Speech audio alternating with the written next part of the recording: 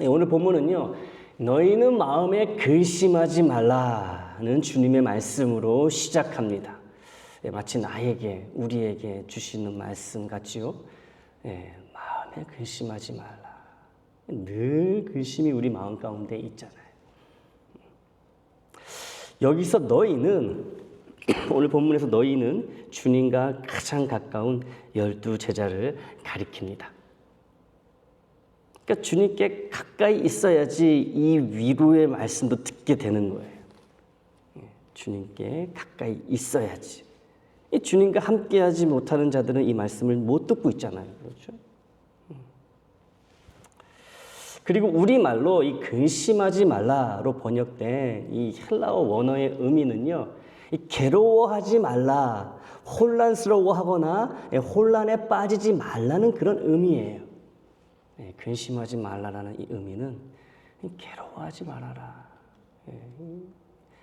어찌할 줄 모르는 그런 혼란 가운데 있지 말아라. 이런 의미라는 거죠. 주님은 왜 이렇게 말씀하실까요?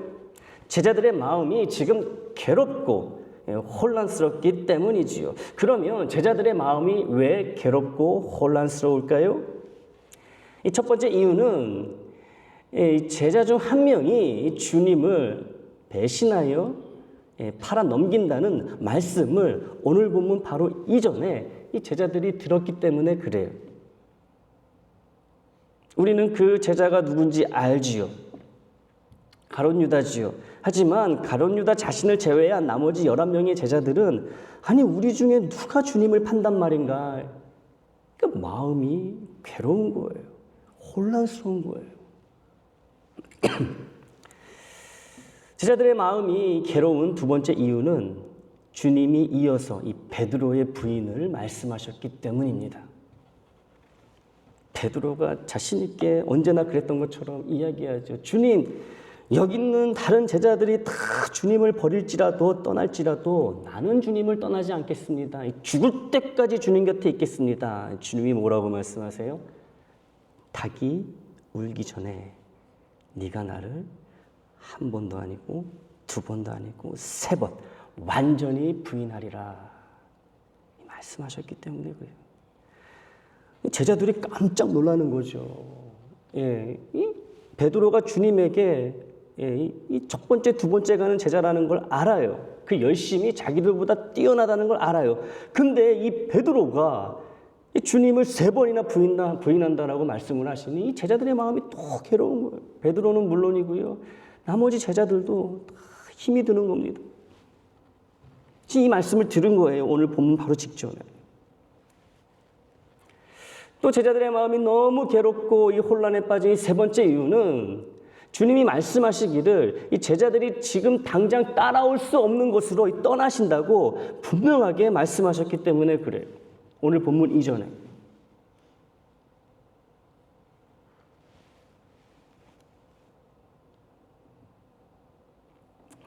주님이 어딘가로 떠나시는데 제자들인 자기들이 따라갈 수 없는 곳으로 떠나신다는 말씀이 도통 이해가 되지 않습니다. 왜냐하면 이 제자들은 주님이 곧 죽을 거라는 걸 꿈에도 생각하지 않습니다. 주님이 요한복음 2장에서부터 계속 수차례 주님의 죽음을 암시해 오셨지만 아무도 깨닫는 자가 없어요. 깨달으려고 하지도 않지요. 주님이 죽다니요. 주님이 지금 이 제자들이 같이 갈 수 없는, 따라올 수 없는 곳으로 떠나신다라는 것은 주님의 죽음과 부활과 승천을 말씀하시는 거잖아요. 근데 이거를 이해하지 못하고 그냥 생이별로 받아들이는 거예요. 주님이 자기들을 버리고 떠난다는 말씀으로 이해가 되는 거죠. 불안한 마음이 생길 수밖에 없는 겁니다. 두려운 마음이 생기는 거예요. 어디로 가시는지, 왜 가시는지, 왜 자기들이 따라갈 수 없는지 지금까지 3년간 주님을 따라다녔고 주님의 뜻을 몰라 여쭈면 알려주셨는데 그렇게 3년이라는 시간을 동고동락했는데 갑자기 조금 있으면 그들이 따라올 수 없는 곳으로 홀로 떠나신다고 하니 이걸 주님의 죽음으로 또 이 부활과 승천으로 받아들이지 못하니 마음이 괴로울 수밖에 없지 않겠습니까? 혼란스러울 수밖에 없는 거예요. 자신들의 삶을 다 내려놓고 가족도 다 뒤로 내려놓고 오직 주님만 바라보고 주님과 함께하며 지금 여기까지 왔는데 그들을 두고 떠나신다고 하니, 함께 가는 게 아니라 두고 떠나신다고 하니, 그렇게 믿었던 주님에게 버려지는 그 충격과 이제 주님 없이 무엇을 어떻게 하며 살아야 할지, 누가 자신들을 이끌며 보호해 줄지, 이런 불확실한 미래에 대한 불안과 두려움에 숨이 턱 막혔을 것입니다.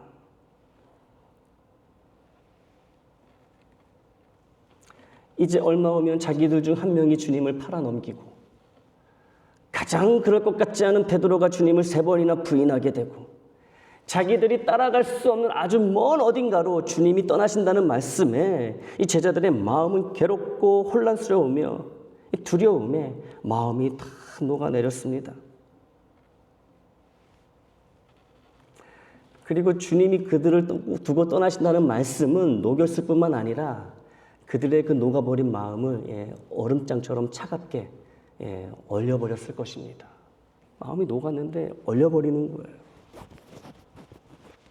제자들의 마음이 이런 상태에 놓여 있었기 때문에 주님은 오늘 본문을 너희는 마음에 근심하지 말라로 시작하고 계시는 거예요.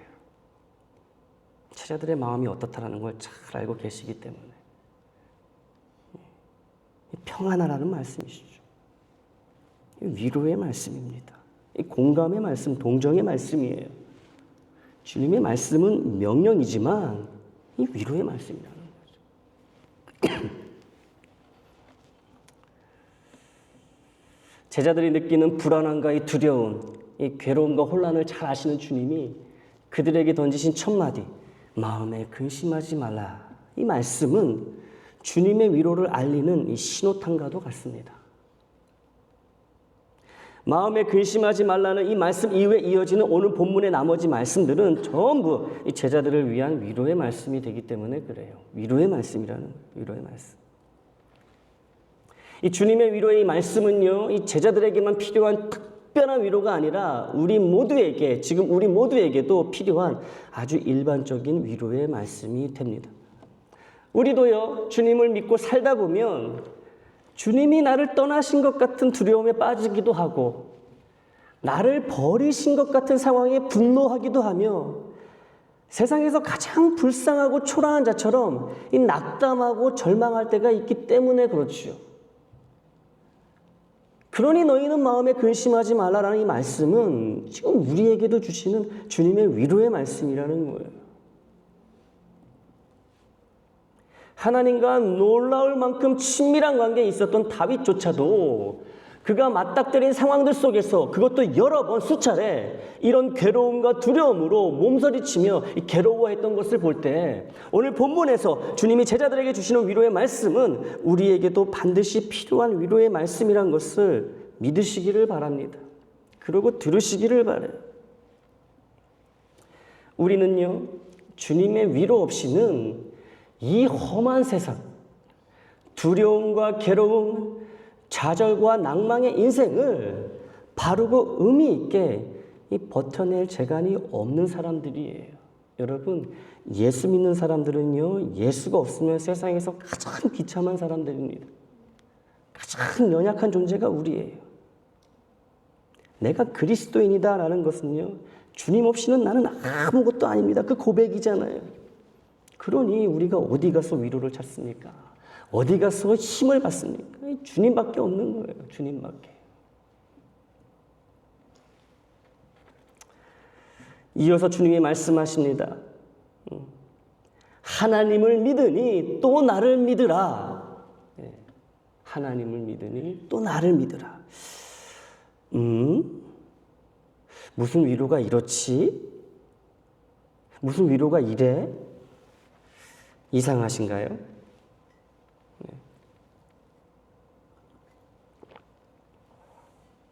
우리에게 위로란 이런 거죠. 그래, 얼마나 두렵고 힘드냐? 얼마나 괴로우냐? 내가 다 안다. 내가 다 알고 있다. 이게 우리가 생각하는 위로잖아요. 이런 공감과 동정이 있어야 하는데 하나님을 믿으니 또 나를 믿으라는 이 말씀에는 이런 공감과 동정이 없잖아요. 그래서 이 말씀은요, 하나님을 믿으니 또 나를 믿으라는 이 말씀은 위로라기보다는 우리에게 부담스러운 주님의 명령으로 다가올 수 있다는 거예요. 믿음을 가지라는. 우리가 생각하는 위로하고는 너무 다른 거죠. 무슨 위로가 이럴까 생각하는 것도 무리가 아닌 거예요. 하지만 여러분, 주님의 동정과 공감은 이미 너희는 마음에 근심하지 말라는 바로 앞에 말씀에 깊고 진하게 배어 있다는 것을 놓치지 말아야 하는 거예요. 이미 공감해 주시고 이미 동정해 주셨잖아요. 근심하지 마라. 공감하지 못하고 동정하지 못하면 어떻게 이런 말씀을 하시겠습니까? 근데 우리는 뭐예요? 계속 위로의 말, 우리가 생각하는 위로의 말을 들어야지 그게 위로인 거죠. 우리는요, 내가 바라는 그대로, 내가 원하는 그만큼 복을 받아야 복을 받았다고 생각하는 경향이 있어요.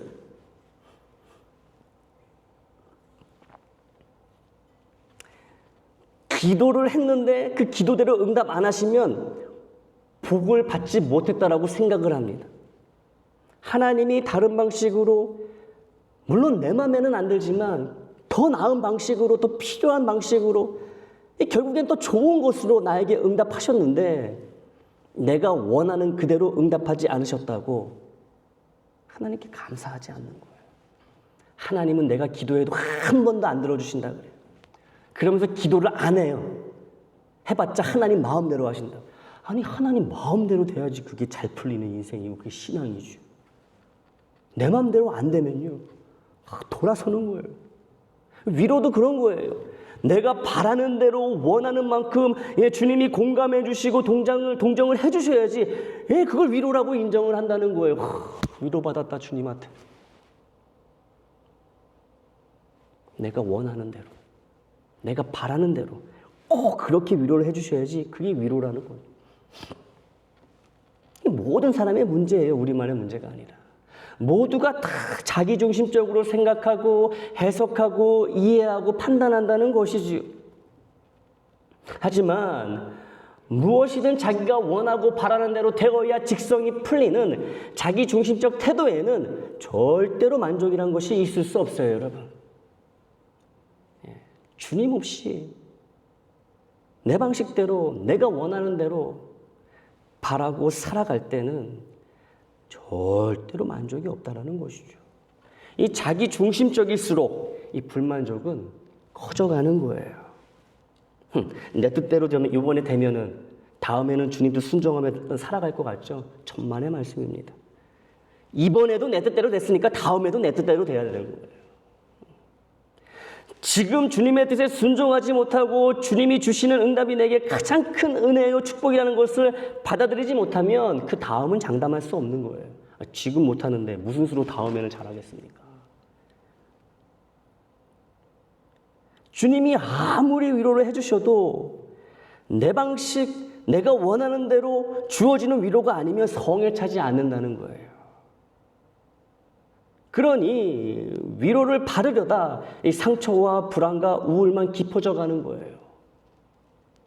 말씀을 들으면서도, 위로의 말씀을 들으면서도, 주님의 위로를 성령을 통해 받고 있으면서도 내 방식이 아니니까 하나님이 나를 버렸나 보다. 뭐 이런 하나님이 다 있나. 혼자 상처받고 불안과 우울과 두려움으로 점점 빠지게 되는 거예요. 자기 중심적인 사고, 삶이 그렇다는 거죠. 그래서 믿는 우리는 이 나 중심적인 기준, 자기 중심적 기준에서 벗어나 주님의 기준에 맞추어 주님의 인도하심에 열심히 따라가야 합니다. 모든 것에 있어서 이 주님이 중심이 되는 주님 중심적 생각이, 사고가, 삶이 필요한 거예요. 주님의 기준이 나의 기준이 되고 주님의 시선이 나의 시선이 돼야 되는 것이죠. 인간의 위로와 주님의 위로의 차이점은, 인간의 위로는요, 공감과 동정에서 끝나요. 잘해야 공감과 동정입니다. 예, 이것마저도 우리가 때로는 못하잖아요. 공감하고 동정하는 거, 위로하는 거. 이런 위로도 우리가 잘 못하잖아요. 공감과 동정을 잘해서 이 위로를 받으면, 그런 사람에게 위로를 받으면 잠깐의 기분 전환이 될 수는 있지만, 우리 인간의 위로는요, 지극히 인간적인 위로는 받으면 받을수록 이 내성이 생기는 거예요. 어느 순간부터는 더 이상 그 위로가 되지 않는다는 거죠. 인간의 위로는 필요한 것이지만 인간의 위로로는 나의 문제가 절대로 해결되지 않는 거예요. 그러니까 여러분, 사람에게 위로받으려고요 막 쫓아다니지 마세요. 막 만나려고 하지 마세요.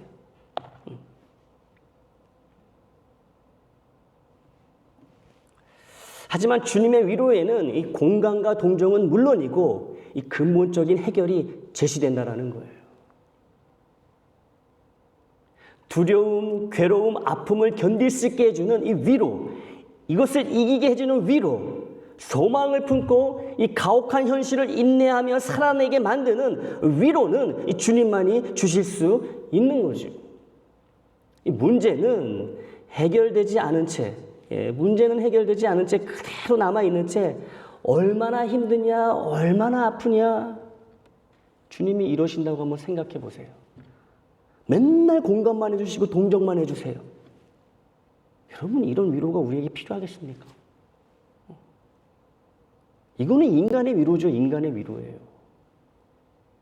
주구장창 공감과 동정만 해주는 이 수동적인 위로, 이 금방 질려버려 더 이상 위로가 되지 않는 그런 위로가 아니라 근심과 걱정, 두려움에 맞서 싸울 수 있도록 이 방법을 알려주는 이 진정한 위로는 오직 주님에게서만 찾을 수 있다는 것을 믿으시기를 바라요.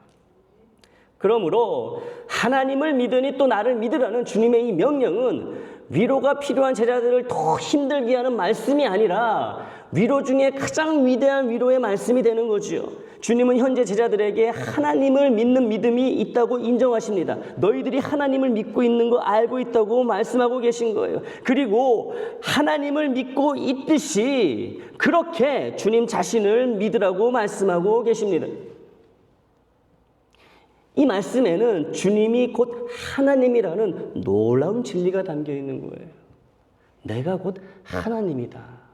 너희가 지금 하나님을 믿고 있으니 하나님이 나를 당연히 믿어야 된다.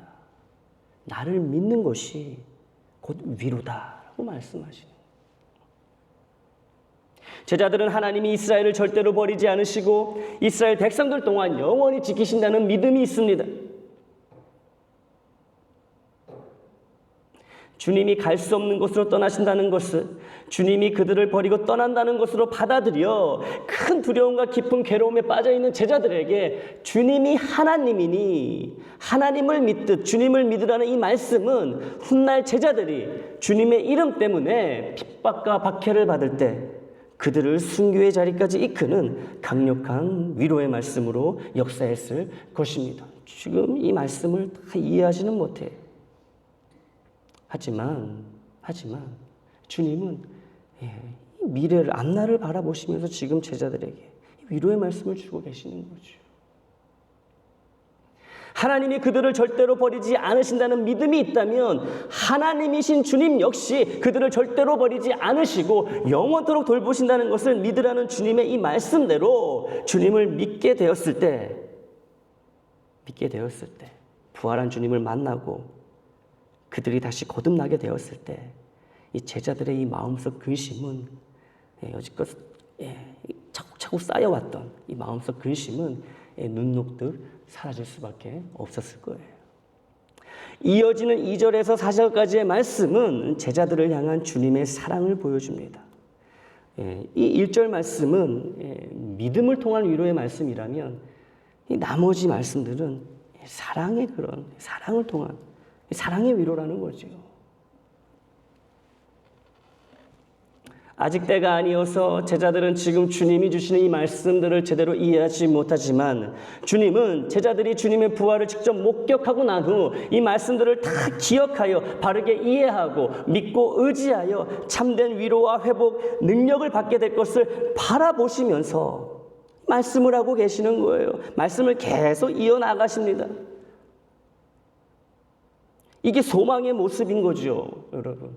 지금은 이해하지 못하는 제자들이지만 앞날을 바라보면서 주님은 말씀의 씨앗을 뿌리고 계신 거예요. 우리도 이런 주님의 모습을 담고 살아야지 소망의 사람이 되는 것입니다. 현실이 지옥 같고 현실이 변화될 기미가 안 보이더라도 하나님의 약속을 붙들고 함께 하신다는, 도우신다는 그 약속의 말씀을 붙들고 지옥 같은 삶일지라도 말씀대로 살아가는 거예요. 우리 믿는 자들은 현실을 살아가면서 동시에 앞날을 살아가는 소망의 사람들이기 때문에 그래요. 주님이 지금 그렇게 하고 계시잖아요. 여러분, 좀 있으면 그 십자가의 고난과 고초와 그 죽음을 당하시는데 이 제자들의 이 마음을, 그것도 깨닫지 못하고 있는 이들, 한 명은 자기를 팔아넘기고 또 한 명은 수제자라고 자처하지만 3번이나 부인하고, 그렇다고 또 나머지 제자들이 또 옳은 것도 아니에요. 다 시원찮습니다. 그런데도 그들의 마음을 위로하고 계신 이 주님을 우리가 봐야 된다는 거예요. 주님을.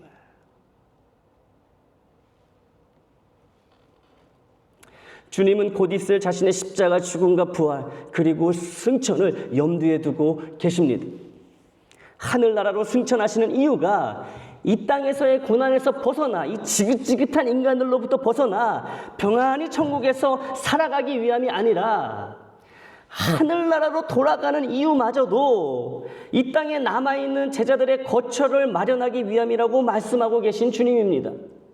내가 고난받는 것도 너희들 때문이요, 내가 십자가에 달려 죽는 것도 너희들 때문이요, 내가 부활하는 것도 너희들 때문이요, 내가 승천하는 것도 너희들을 위함이다 라고 말씀하고 계신 거예요.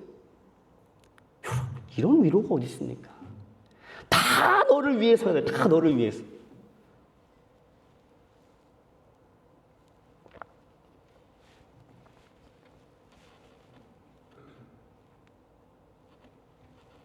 주님의 이 말씀은 이 단순한 위로가 아니라 믿는 우리에게 큰 사랑이라는 거죠.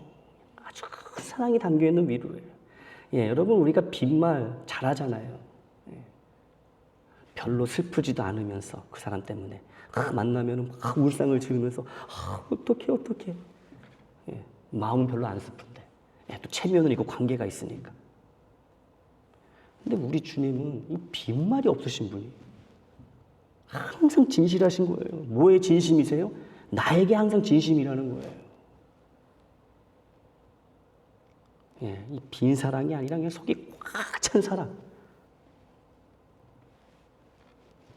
결국엔 우리에게 완벽한 최고의 위로란 주님에 대한 변함없는 믿음을 지키고 처음부터 끝까지 우리만 생각하시고 우리만 위하시는 주님의 사랑을 기억하며 의지하는 것입니다. 이것이 우리에게 가장 필요한 그리고 가장 완벽한 최고의 위로라는 것이죠.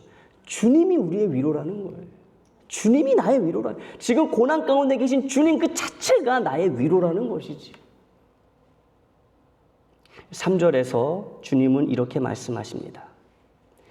가서 너희를 위하여 거처를 예비하면 내가 다시 와서 너희를 내게로 영접하여 나 있는 곳에 너희도 있게 하리라. 아멘. 여기서 주님은 이 땅에 다시 오실 자신의 재림을 바라보고 계십니다. 재림. 그런데요, 이 재림마저도 믿는 자들을 영접하시고 손수 준비하신 천국집으로 데려가기 위함이라고 이 말씀하시면서, 하여튼 주님의 이 마음은 믿는 우리에 대한, 나에 대한 생각으로 꽉 차 있다는 것을 알려주고 계시는 거죠. 하여튼 주님의 총괄하여튼 마지막 모든 것이 누구를 위함이라고요? 나를 위함이라는 거예요. 나를.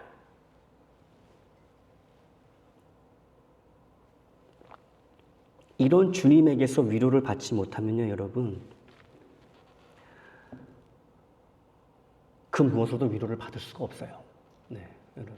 주님께 위로받지 못하면요, 우리는 위로가 없는 삶을 살아갈 수밖에 없는 거죠. 하나님이신 만왕의 왕 우리 주님이, 창조주이신 주님이 믿는 나를 위해 이 땅에 오시고 고초를 당하시고 십자가에서 물과 피를 다 쏟고 죽으시고 부활하시고 승천하시고 다시 오신다는 이 진리, 이 모든 주님의 역사 한가운데 내가 있다는 것, 우리가 있다는 것, 이것이 바로 우리에게 근본적인 해답을 주는, 온갖 이유로 많은 위로가 필요한 우리에게 참 위로, 완벽한 위로, 유일한 위로가 됩니다. 이 주님. 사랑하는 우리 애장 식구 여러분, 주님이 제자들을 위로하실 때 믿음을 가지라는 말씀을 하셨고, 그리고 그들을 어떻게 사랑하고 계신지를 말씀하셨습니다. 그렇죠. 각자의 아픈 삶 속에서 고군분투하는 우리에게 주시는 위로의 말씀도 이와 똑같습니다. 우리에게도 마음의 근심이 늘 한가득 들어있는 우리에게도 주님은 먼저 믿음을 가지라고 말씀하시는 거예요. 이게 위로의 말씀인 거죠. 하나님을 이미 믿고 있는 제자들에게 주님을 하나님으로 믿으라고 말씀하셨듯이, 내가 이미 믿고 있는 것들을 토대로 아직 믿지 못하는 말씀들, 나와 상관없다고 여기는 말씀들을 하나하나 믿으라고 말씀하십니다. 이렇게 우리를 위로하시는 거예요. 동정녀 마리아에서 주님이 태어나신 것을 믿고, 십자가에서 죽으신 주님이 3일째 되는 날 부활하셨고, 또 40일 뒤에 승천하셨고, 또 다시 오실 것이란 것을 내가 믿고 있다면, 죽어도 영원히 하나님 나라에서 사는 은총의 복이 내 것이라고 믿고 있다면, 육신의 부활도 내 것임을 믿고 있다면, 다음과 같은 하나님의 말씀도 의심하지 말고 그대로 믿어 의지하여 위로와 힘을 받으라는 것이지요. 그 말씀들은 이런 말씀들입니다. 고린도전서 10장 13절 말씀이에요. 같이 읽습니다. 시작. 사람이 감당할 시험 밖에는 너희가 당한 것이 없나니 오직 하나님은 미쁘사 너희가 감당하지 못할 시험당함을 허락하지 아니하시고 시험당할 즈음에 또한 피할 길을 내사 너희로 능히 감당하게 하시느니라. 아멘. 믿음을 가지라. 마음에 근심 가득한 나에게, 우리에게 주님이 먼저 믿음을 가지라는 말씀으로 위로하실 때 이 말씀을 우리에게 주신다는 것이죠, 여러분. 이 말씀을 믿으라는 거예요. 이 말씀을 우리가 믿는다면 우리는 어떤 상황에서도 주님의 위로 가운데 살아갈 수 있다는 것이지요. 네. 여러분, 이 말씀을 온전히 믿는데 뭐가 문제가 되겠습니까? 괴로워도 아파도 왜 위로 가운데 살아가지 못하겠습니까? 이 말씀을 나의 말씀으로, 살아있는 하나님의 약속의 말씀으로 믿지를 못하니까, 내 말씀으로 받아들이질 못하니까 위로가 없는 삶을 우리가 살아가게 되는 것이죠. 믿음이 없는 삶을 살아가게 되는 거예요. 여러분, 이 믿음이란 것이요, 순도 100%가 돼야지 이게 믿음인 것이지요. 여러분, 10가지 죄가 있는데 9가지는 그 죄를 범하지 않아요. 근데 한 가지는 죄를 범합니다. 그러면 하나님이 잘한 거는 9개고 못한 거는 한 가지, 9-1, 8. 이 정도면은 너 죄인 아니야, 이렇게 말씀은 아니에요. 하나를 죄를 져도 죄인인 것입니다. 믿음도 마찬가지예요, 여러분. 오늘 말씀을 준비하면서 여러분, 이 말씀, 고린도서 10장 13절 말씀이 얼마나 온전히 믿기에 힘든 말씀인지 제가 다시 한번 느꼈습니다. 네. 다시 한번 느꼈어요. 감당할 시험만, 감당할 근심만, 감당할 사고만 주신다고 했는데 나는 뭐예요? 무슨 일이 일어나면은 감당할 수 없어가지고 주체를 못하잖아요. 이 말씀하고 상관이 없는 듯이 반응하잖아요. 하나님은 신실하셔가지고 감당할 수 있는, 충분히 감당할 수 있는, 견딜 수 있는 시험만을, 어려움만을 허락하신다고 했는데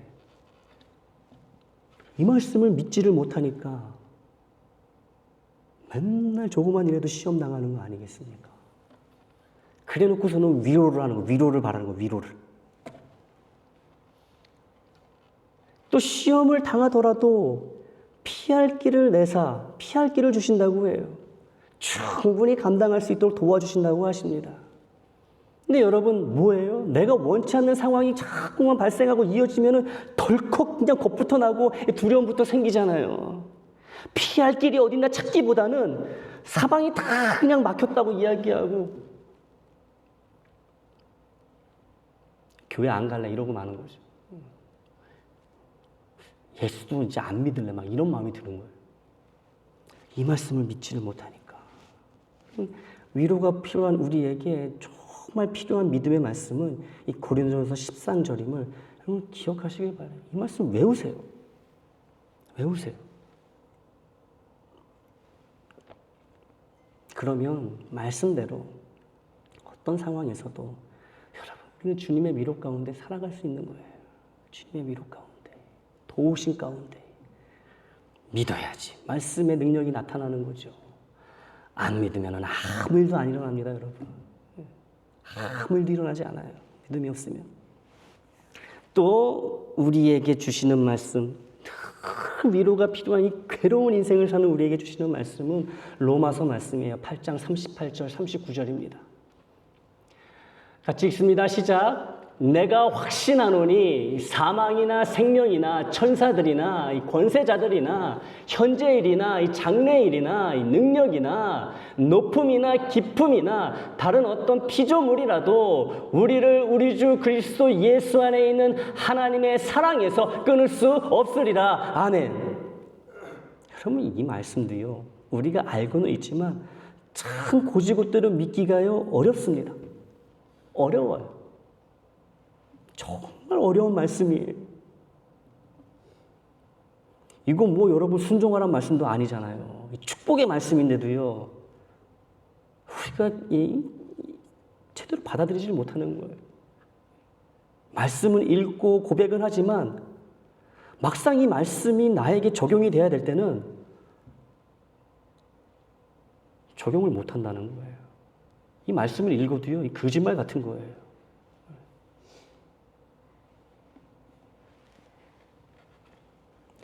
이 말씀이 로마서 말씀이 전하는 하나님의 사랑을 있는 그대로 진실되게 참으로 정말로 믿고 의지한다면 우리는 어떤 상황에서도 어떤 예기치 못한 불행 속에서도 하나님이 없다고 절규하며 절망하는 대신 이 모든 일에도 불구하고 하나님은 여전히 나를 사랑하신다는 확신을 갖고 위로가 불가능한 상황에서도 주님만이 주시는 위로의 삶을 살아갈 수 있게 됩니다.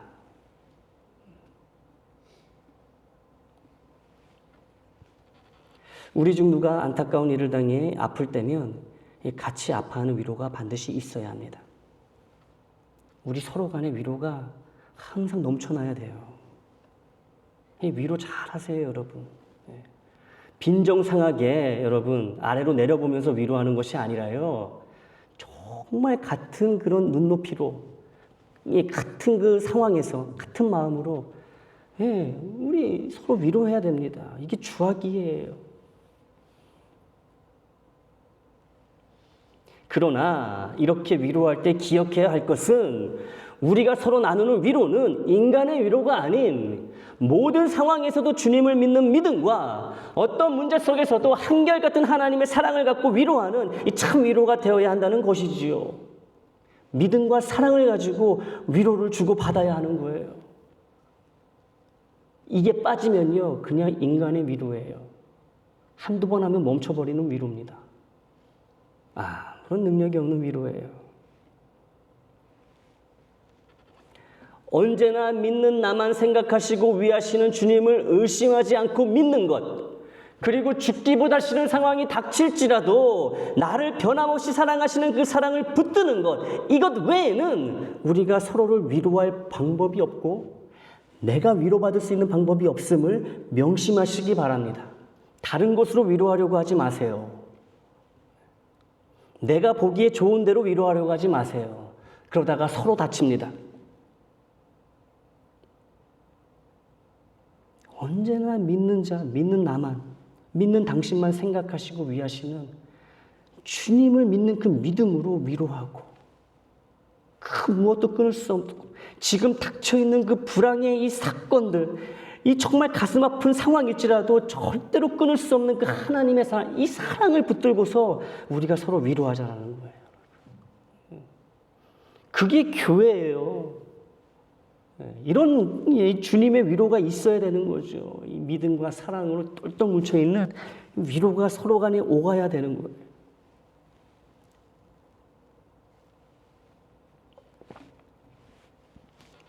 험한 인생, 이 아픔과 상처 많은 인생이기엔 우리 모두에겐 이 주님의 참 위로가 반드시 필요합니다. 주님의 위로가 필요할 때마다 위로가 되는 믿음과 사랑의 이 두 말씀을 다시 들이켜보고 외우고 기억하며 의지하시기를 바라요. 그래서 이 말씀 다시 봅니다. 고린도전서 10장 13절 그리고 로마서 8장 38절 39절을 차례로 다시 읽어보겠어요. 먼저 고린도전서 10장 13절입니다. 자, 우리 마음을 다해서 정말 이 말씀이 믿어지는 믿음을 주시옵소서, 이 간구하는 이 절실한 마음으로 우리 함께 봉독합니다. 시작. 사람이 감당할 시험 밖에는 너희가 당한 것이 없나니 오직 하나님은 미쁘사 너희가 감당하지 못할 시험당함을 허락하지 아니하시고 시험당할 즈음에 또한 피할 길을 내사 너희로 능히 감당하게 하시느니라. 아멘. 다음 말씀이 로마서 말씀입니다. 시작.